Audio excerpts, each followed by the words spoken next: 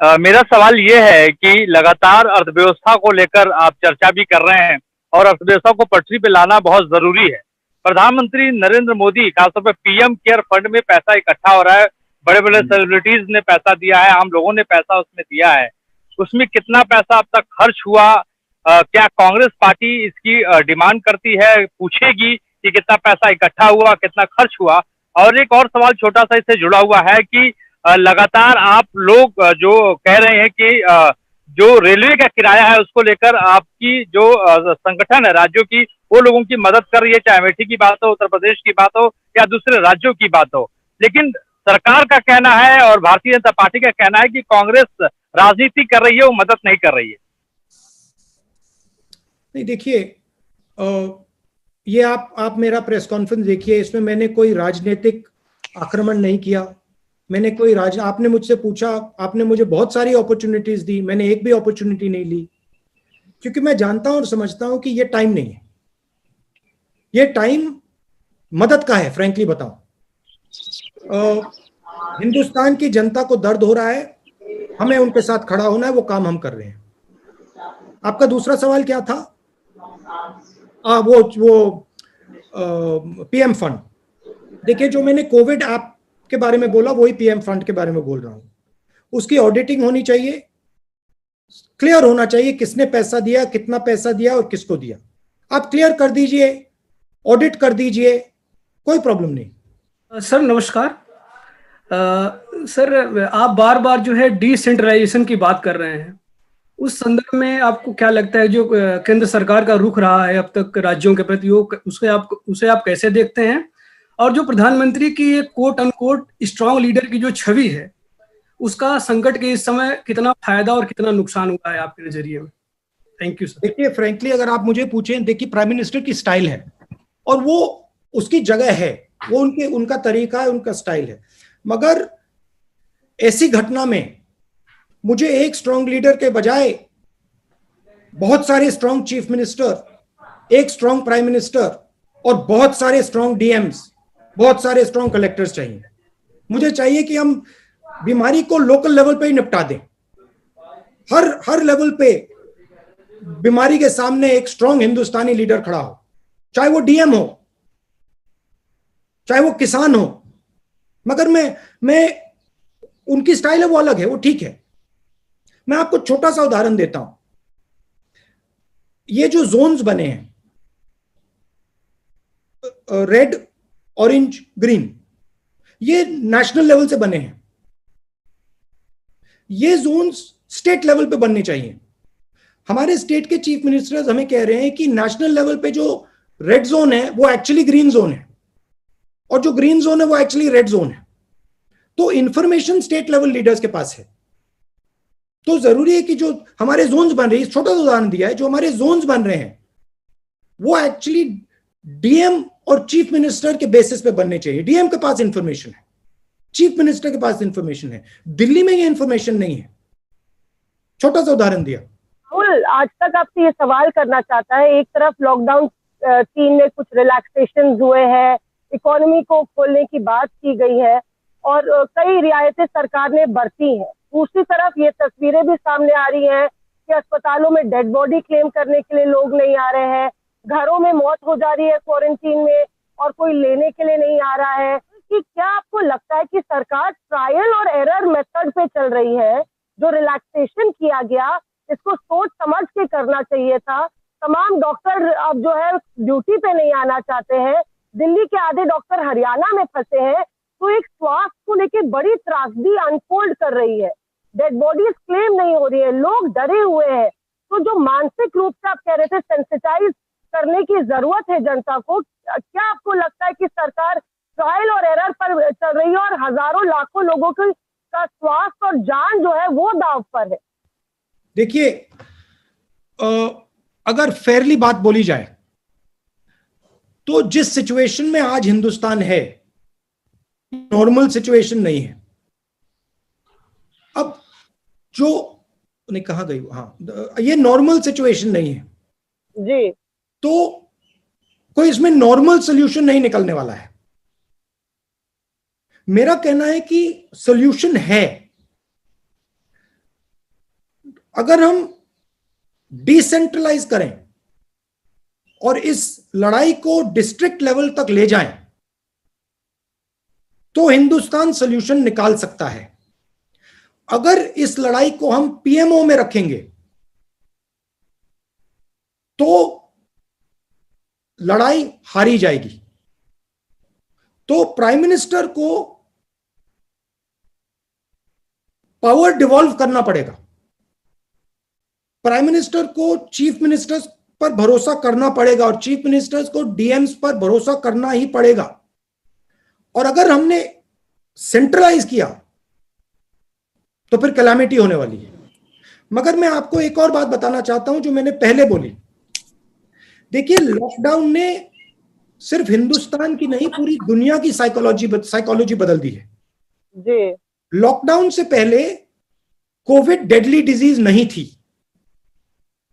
Lockdown के बाद लोगों के दिमाग में कोविड डेडली डिजीज हो गई है। यह एक्चुअली गलत फहमी है। कोविड डेडली डिजीज है मगर 1% लोगों के लिए, और हमारा फर्ज बनता है कि हम उस 1% को पूरा प्रोटेक्शन दें और उनमें से एक व्यक्ति को बीमार ना होने दें।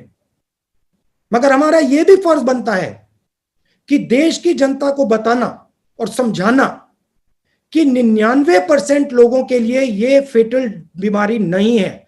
यह प्रधानमंत्री को बहुत अग्रेसिवली करना चाहिए, हम सबको बहुत अग्रेसिवली करना चाहिए, क्योंकि आज हिंदुस्तान में, बाकी दुनिया में डर का माहौल है। और अगर हम लॉकडाउन को हटाना चाहते हैं, डर के माहौल को मिटाना ही पड़ेगा। नहीं तो आप सब कुछ खोल दो, कोई बाहर नहीं आने वाला है।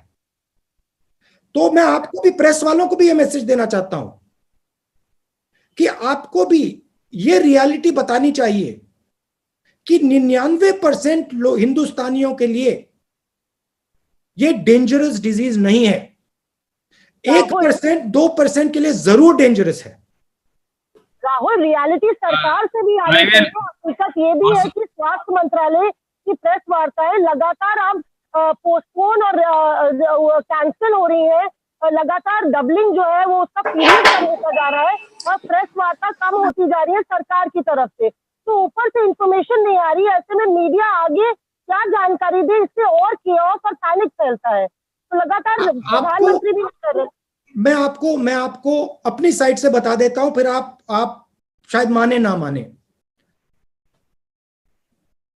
जितना आप इसको कम सेंसेशनलाइज करेंगे, जितना आप इसकी रियलिटी बताएंगे, उतना हिंदुस्तान को फायदा होगा। रियलिटी बड़ी क्लियर है, 1 to 2% के लिए डेंजरस डिजीज है। 95% लोगों के लिए, 99% लोगों के लिए ये डेंजरस डिजीज नहीं है।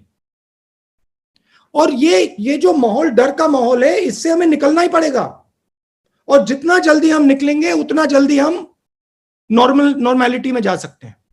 तो मेरी भी जिम्मेदारी बनती है, आपकी भी जिम्मेदारी बनती है, प्रधानमंत्री की भी बनती है। आज हमें ये सब भूल जाना है कि मैं जर्नलिस्ट हूं, मैं कांग्रेस पार्टी का हूं, मैं आरएसएस का हूं, मैं बीजेपी का हूं। नंबर 1, मैं हिंदुस्तानी हूं। हिंदुस्तान में डर मिटाना है और हिंदुस्तान की जो इकोनॉमिक सिस्टम है, वापस उसको पटरी पे लाना है। राहुल जी, मैं आपसे पूछना चाहती थी जॉब क्रिएशन पर, क्योंकि बहुत सारे लोग बेरोजगार हुए हैं इस पूरे कोविड-19 की प्रक्रिया के दौरान। इनफैक्ट विदेशों से भी काफी सारे भारतीय हैं, 2 लाख के करीब भारतीय जो खाड़ी देशों से वापस आएंगे। तो आपको लगता है कि ऐसे लोगों के लिए भी एक रिहैबिलिटेशन पॉलिसी होनी चाहिए जो अपनी जॉब लूज करेंगे? माइग्रेंट वर्कर्स को हम देख ही रहे हैं। तो ये rehabilitation plan in terms of their job opportunity post कोविड-19 आपको लगता है एक बड़ा चैलेंज है? और जहां जॉब क्रिएशन जब होगा, जब स्मॉल एंड मीडियम इंडस्ट्रीज में कॉन्फिडेंस आएगी और इंजन स्टार्ट होगा। और आखिरी बात जो मैंने दोहराई, अगर डर का माहौल नहीं हटा तो लॉकडाउन नहीं हटने वाला है। तो एक्टिवली डर के माहौल को चैलेंज करना है। आपको भी करना है, मुझे भी करना है, पीएम को भी करना है, मिलकर करना है। लेकिन राहुल जी, आपको लगता नहीं कि डर के माहौल को चैलेंज करने के कुछ रेपरकशन भी हो सकते हैं? लोग शायद बहुत लाइटली लेने लग जाएं चीजों को। नहीं, लाइटली नहीं लेना है, रियलिटी बतानी है। रियलिटी है कि डिजीज 1 to 2% के लिए बहुत डेंजरस है। ये रियलिटी है, सच्चाई है। डायबिटिक्स के लिए, हार्ट पेशेंट्स के लिए, लंग पेशेंट्स के लिए डेंजरस है, रियलिटी है। मगर जो हेल्थी लोग हैं उनके लिए ये डेडली डिजीज नहीं है। जरूर प्रॉब्लम हो सकती है, मगर 90% लोगों को मृत्यु नहीं होने वाली, 90% लोगों की मृत्यु नहीं होने वाली है। ये रियलिटी आपको भी बतानी है, हमें भी बतानी है।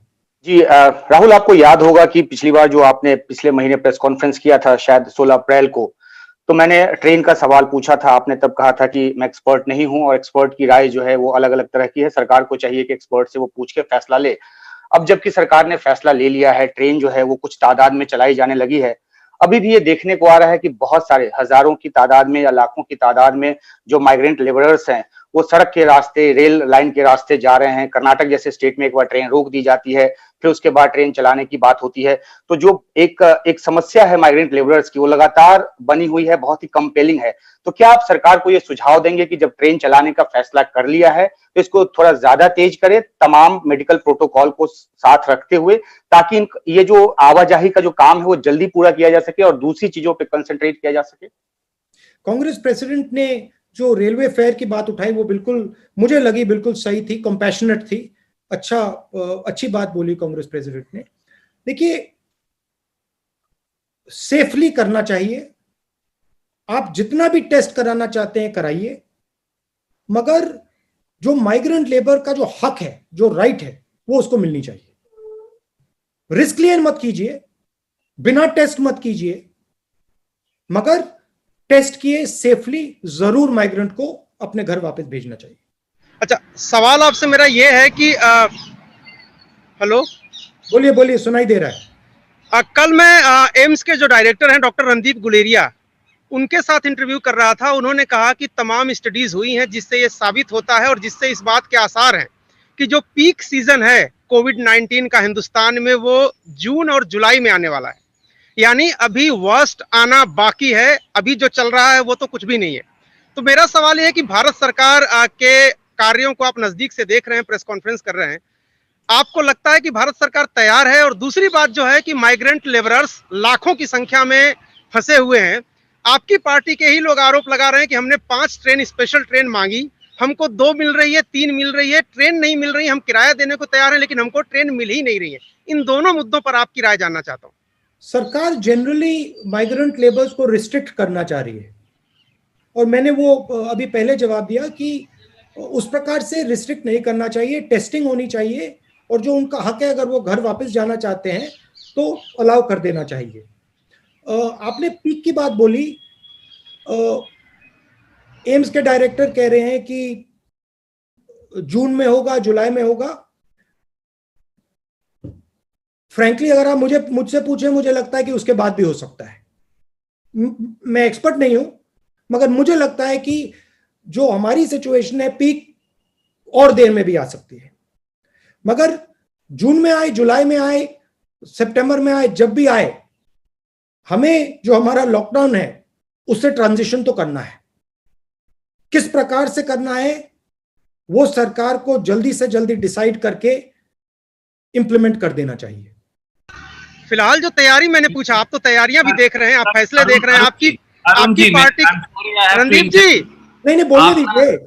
रणदीप जी बोलिए। अरुण, मैं ये पूछ रहा था कि जो आप आर्थिक पैकेज की मांग कर रहे थे आपके मुख्यमंत्री, वो पैकेज आपको अभी मिला नहीं। आपके ही मुख्यमंत्री कह रहे हैं कि प्रधानमंत्री की तरफ से एक शब्द उस पर नहीं आ रहा है। वो कह रहे हैं हम तो 1,70,000 करोड़ दे दिए।